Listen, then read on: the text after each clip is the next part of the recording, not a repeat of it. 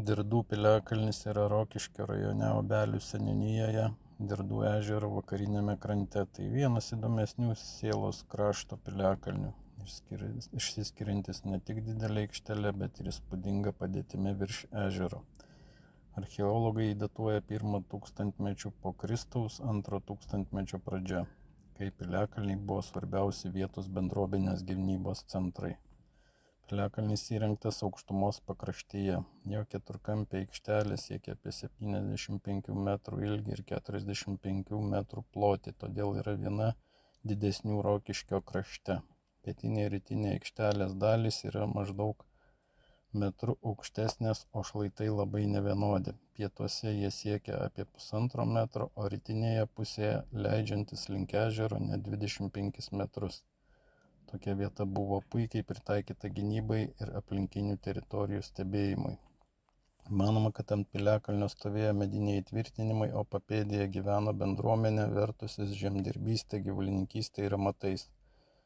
Kilus pavojui žmonės traukdavosi į piliakalnį, kur natūralūs šlaitai ir medinės gynybinės sienos padėdavo apsiginti nuo užpuolikų. Kaip ir daugelis Sėlos krašto piliakalnių, Dirdų piliakalnis buvo svarbi vietos gynybinės sistemos dalis. Šiandien Dirdų piliakalnis yra saugomas Lietuvos kultūros paveldo objektas. Nuo jo atsiveria vaizdas į Dirdų ežerą, o stovint ant kalvos nesunku įsivaizduoti laikus, kaip prieš daugiau nei 1000 metų, kai čia budėjo sargybiniai ir buvo saugomi senieji Sėlos krašto keliai bei gyvenvietės.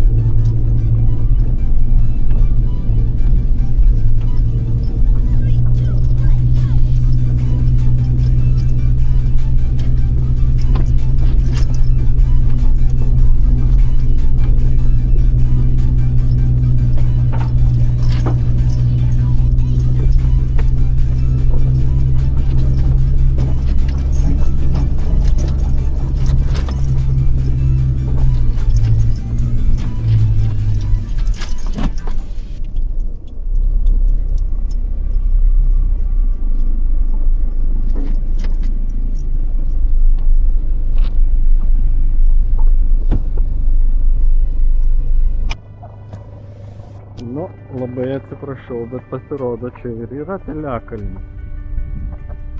Nors net nesitikėjau, kad jisai čia gali būti.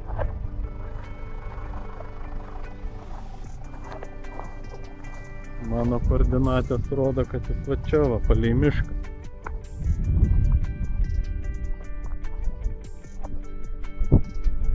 O pasirodo, turbūt jisai va čia ir yra. Tai va tokios ir koordinatės, kaip sakant, pro šitą sodybėlę. Gal nereikia važiuoti, prie jos sustoti galima, bet, nežinau. Man rodo, kad va čia jinai yra, piliakalnis čia yra. Nors panašiausiai, kad aš čia ir užvažiavau, nors ir nenorėjau užvažiuoti. Tai va.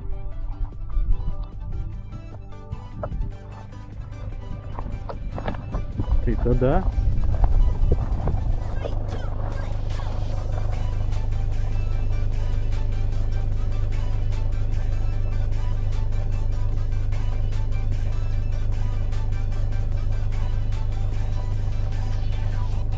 Būk sveikas, Dirdų piliakalne.